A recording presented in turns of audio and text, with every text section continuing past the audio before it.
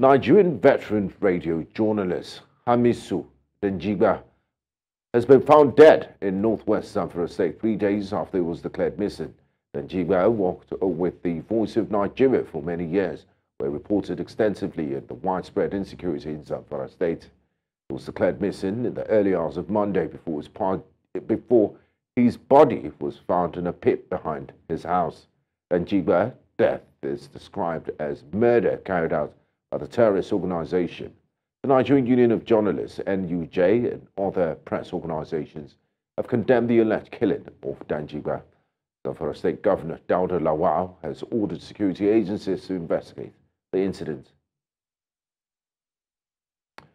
Joining us tonight on Continental Prime to further discuss this development is Dr. Victor Okhai, President, Directors Guild of Nigeria. One welcome to you, Dr. Okhai. Thanks for joining us on the news. Thank you for having me. Now, Dr. Okhai, what are the main challenges and threats that journalists in Nigeria face in the discharge of their duties and reporting on the issues related to rising insecurity? Well, if there's one area of journalism that is suffering today that should have been far more developed than it is, it's investigative journalism. And to make this a little bit more attractive and, to inspire more people to do it, I think there was a Wole Soyinka prize that was set up for that purpose. Journalists are generally an endangered species because away from what the police do, they're the only other people you can trust to really dig into issues, even when people want to bury them.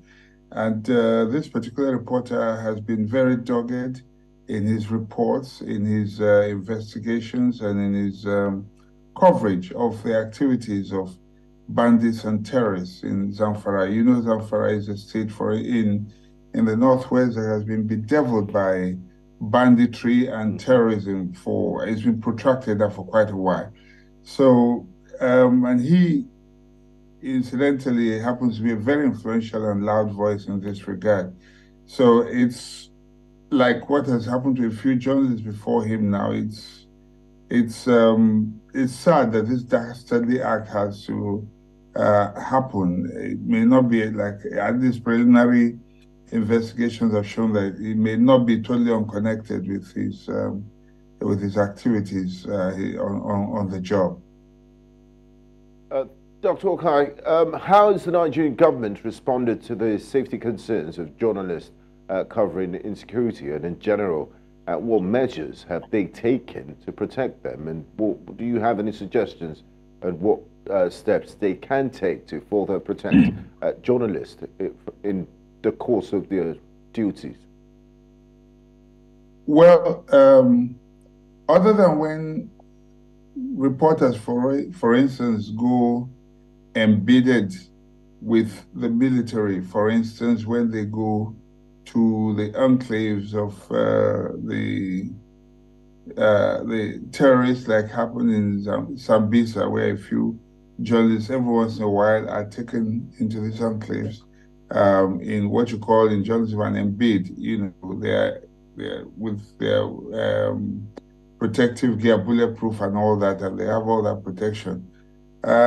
Mostly journalists are on their own. It's a risky business, a risky job. And in any case, you know that when you do undercover work or investigative work, it is what it is. It's not something that you're supposed to go with you're not supposed to go with protection because what you're doing is secret. More often than not, the journalists will go in there totally undercover. So there are great risks to go out there and bring news.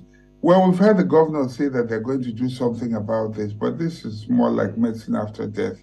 I think what we should be looking at more importantly now is saying, how do we look after the welfare of journalists to ensure that even if anything happens to them in the course of doing their job, that they are adequately compensated. As for protection, the only protection journalists can hope for, the way I see it, is to ensure that the state of insecurity is completely dealt with.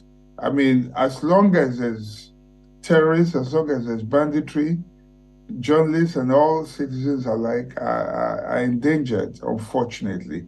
And the journalist even more so because he has to carry out his job.